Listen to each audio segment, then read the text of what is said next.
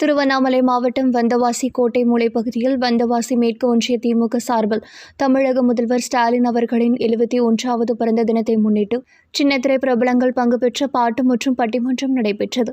இந்நிகழ்ச்சிக்கு வந்தவாசி சட்டமன்ற உறுப்பினர் அம்பேத்குமார் தலைமை தாங்கினார். செயலாளர் தயாளன் வரவேற்புரையாற்றினார். மாவட்ட செயலாளர் தரணிவேந்தன் மாநில அரசின் நிதிநிலை அறிக்கை குறித்து சிறப்புரையாற்றினார்.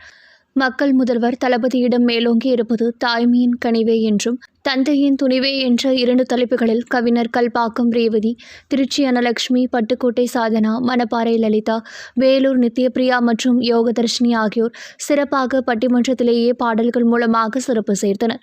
2 தலைப்புகளில் தமிழக முதல்வர் குறித்த சிறப்பான பட்டிமன்றத்தில் முதல்வரிடம் மேலோங்கி இருப்பது தந்தையின் துணிவே என்று தீர்ப்பு வழங்கப்பட்டது.